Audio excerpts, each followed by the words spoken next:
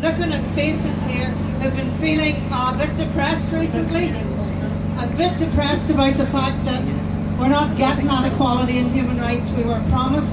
I'm heartened today that you're out in force, and I think we'll be out in force in many, many greater numbers in order to secure what we were promised, which was equality and human rights, because we all know there is nothing in Christianity that is about bigotry, hatred, discrimination, the denial of fundamental human rights. We all know this is not an attempt to protect somebody's right to conscience. Are you as sick and tired as I am of listening to groups across this planet telling us that you cannot take that action in support of equality because it says X in the Bible, or you can't take that action in support of equality because it doesn't say it in the Bible? Across this planet, people who are the opponents of equality and human rights are invoking religion as the justification for discrimination and elimination, shooting wee girls in the head because they're going to school, oppressing entire races because they have a different religion.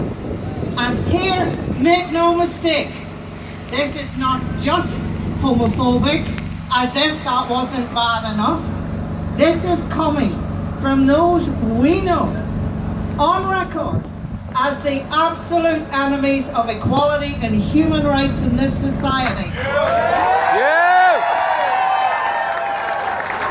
Gays and lesbians today, the rest of us tomorrow. I don't think so, and neither do you.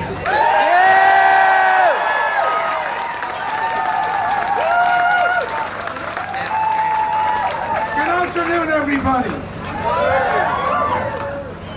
Don't put it too high.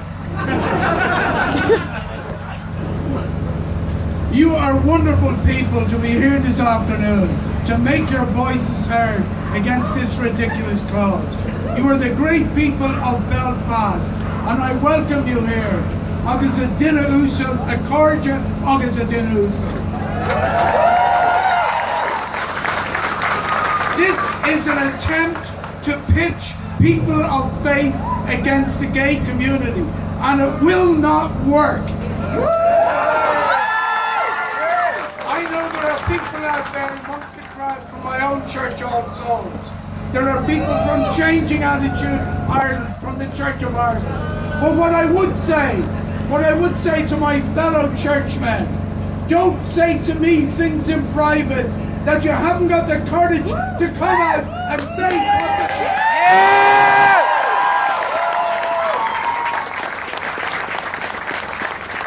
There is only one thing to be said with regard to this clause. Je suis LGBT. And to leave you with the immortal words of another clergyman that has spoken outside here, who is now deceased. As far as this clause is concerned, never, never, never.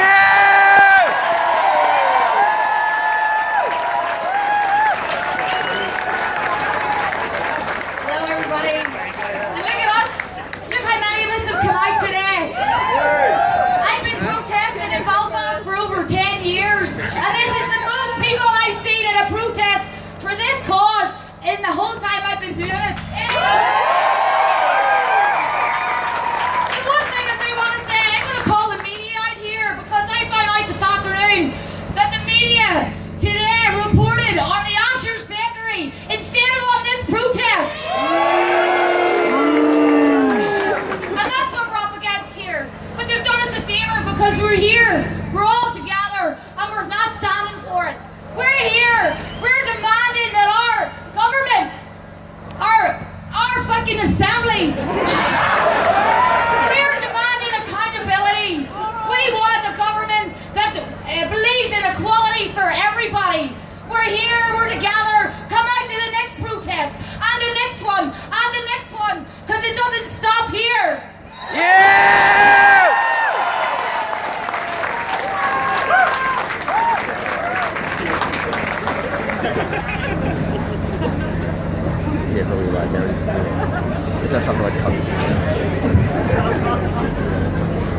absolute pleasure to be here today.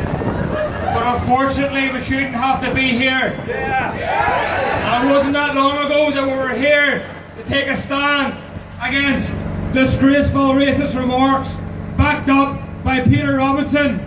Well, we're here to say today to Peter Robinson, not in our name. Civil rights, if they mean anything, they have to be civil rights for everybody. There should be no opt-outs for bigots. There should be no opt-out clause for people who want to discriminate. And we should say here today, we should stand against discrimination against LGBT people, discrimination against anybody in society, because discrimination belongs in the past. And let's be clear, homophobia is rampant in our society. Every single year, hundreds of LGBT people are attacked just because of their sexuality. And this clause gives confidence to those bigots that what they do is okay. So the conscience clause should be binned. Homophobia should be binned. And we should get a movement on the streets that fights against bigotry and homophobia. And this is also about the type of society that we want to live in. Is it the type of society that some folks up in the hill want? A type of society based on division, bigotry, attacking LGBT people, women, immigrants? Or is it the type of society based on love, solidarity, socialism? I think we should fight for that type of society and stay on the streets till we get there. Thank you very much.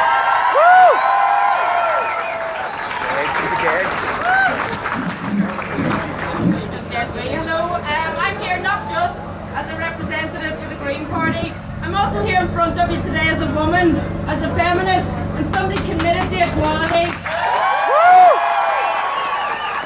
Today I want to tell you, take this opportunity just to tell you all a wee story.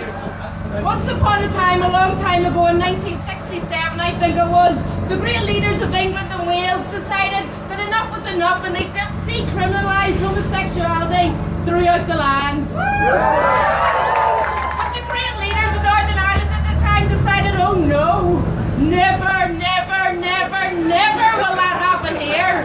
And they left our LGBTQ people to struggle on through the intolerance, through the fear, through the abuse, until 1982, when common sense prevailed and the great leaders decided to decriminalise homosexuality in Northern Ireland. Something else happened. About 15 years ago or something, we were all promised a brand new Northern Ireland. Great, you would think. But let's have a wee look at what that new Northern Ireland brought to our LGBTQ community. Some of our great leaders still support a lifetime ban on gay men being able to donate blood. Some of our great leaders still will not give support to equal marriage. Some of our great leaders will not show support for a sexual orientation strategy, despite them putting it into their own programme for government. They oppose non-discrimination in goods, facilities and services, and guess what? They lost. They oppose civil partnerships, and guess what? They lost. They oppose non-discrimination in employment, in gender recognition, in adoption rights, and guess what? They lost.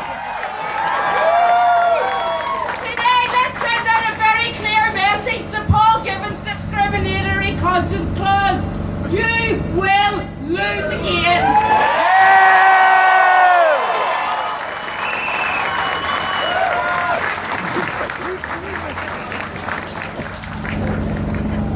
All human beings are born free and equal in dignity and rights. All are equal before the law, and all are entitled without any discrimination to equal protection before the law. That is what the 1948 Universal Declaration of Human Rights says. But in 2015, we are stood here today demanding those rights for all of our citizens. Discrimination is an absolute assault on the very notion of human rights. And let us be very clear, what we're talking about here today is not a conscience clause, it is a discrimination clause. This is not about freedom of religion. This is about the freedom to treat a section of our population as second-class citizens. This change in the law is not welcome and it's not needed. The law already strikes a fair balance between the right of freedom of expression for religious people and the human right not to suffer discrimination. Amnesty International will stand up for the right to freedom of religion in Northern Ireland, just as we do around the world, where that right is threatened or where religious minorities are persecuted. But equally and just as surely, we will stand up for the human right to be free from religion, where some people want their religious beliefs to provide a legal license to discriminate against other people. Having strongly held religious beliefs does not privilege you to discriminate against others. And those who would have the law enshrine discrimination on this basis must start to understand that principle. What sort of society do they think we want? What sort of people do they think we are? Do they think we would stand idly by while we, our friends, our neighbours, our brothers and sisters are treated like second-class citizens? Don't they realise that we will stand against this, just as we oppose every other attempt to tell our gay citizens that they are not entitled to the same rights as everybody else? The same rights, no more and no less. The right to give blood to save the life of a neighbour. The right to give an adoptive home to a child in need of care. The right to get married to the person they love. Rather than lending support to further discrimination in the law, I would suggest to our First Minister that he should concentrate on eradicating the existing inequalities in this place. Indeed, he should concentrate on publishing the very long overdue sexual orientation strategy, which might actually tackle the homophobia in our midst. You know, I was always taught that you should love your neighbour as yourself, and you should treat others as you would expect to be treated in turn. That is at the core of my understanding of equality and at the core of my understanding of morality. And I say to those behind this law, if the code by which you live your lives tells you that it is okay to treat others as inferior, then you need to take a good hard look at yourself. Your moral compass is broken. Friends, we are on an unstoppable march towards equal rights for all. Some may try to use religion to divide us and put obstacles in our way, but we shall overcome. Some may try to use politics to slow our progress, but together we shall overcome. And let me promise you with this, whether it is through stormont or through the courts, we will reach our goal. We shall overcome.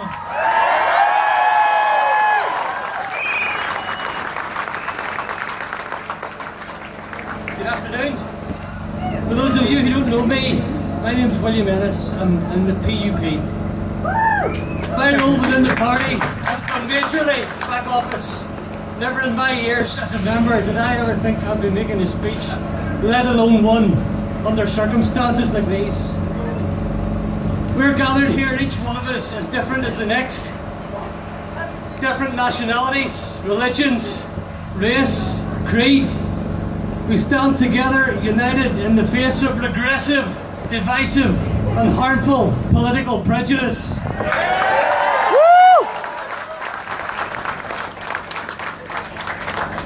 The timing of this motion is no coincidence, and it's high time the citizens of Northern Ireland recognise this for what it is: a poor and pathetic attempt to remain relevant in a fierce election. The proposers of this conscience clause have detailed why they think it needs introduced. They have detailed examples of its implementation. What they have failed to address is why Northern Ireland needs a conscience clause when the rest of the UK doesn't.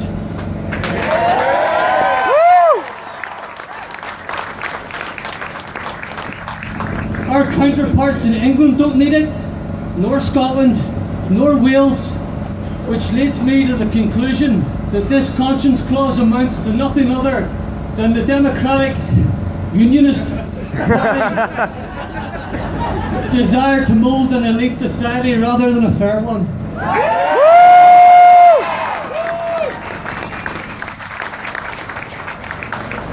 And so does my message to the members of the Legislative Assembly of Northern Ireland. Your role is to build a fair and a just society, not one in which citizens are stripped of equal rights for special rights. I ask you to do what's right. Put this conscience clause in the bin.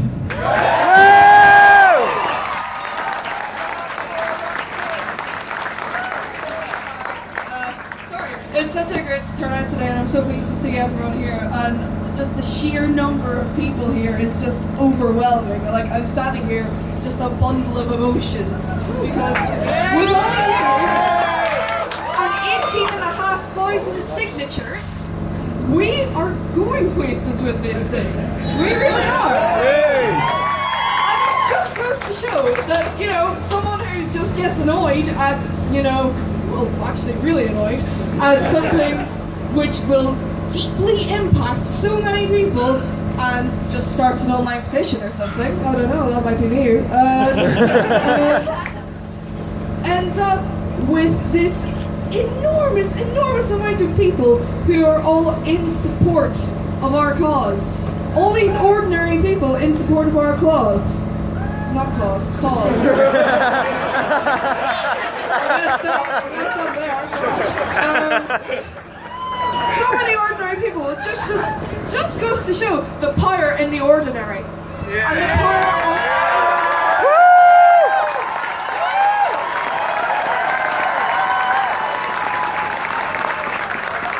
Can you believe we got through them all so quickly? Isn't that great? Folks, how about another big cheer for our speakers?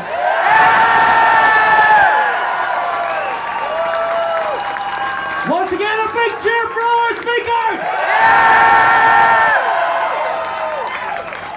Ladies and gentlemen, it just remains for me to thank all our speakers, all our politicians who have committed to ensuring that the conscience clause will not be a reality.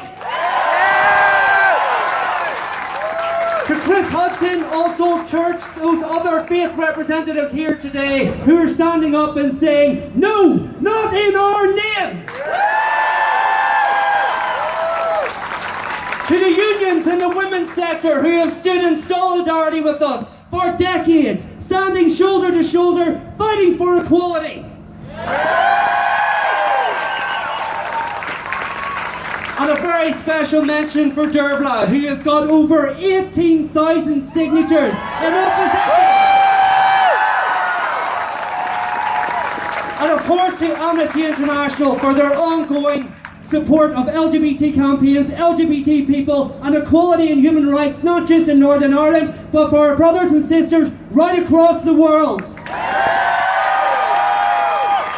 I'd like to thank you all for coming out here today, but it doesn't end here. Take your pictures, take your selfies, take the social media, contact your politicians, talk to your family, talk to your friends. Get out there, get the message out that we don't want discrimination here in Northern Ireland. And let me finish off by a quote for all of us here today. Never doubt that a small number of committed individuals can change the world. Indeed, it's the only thing that ever has. Thank you very much.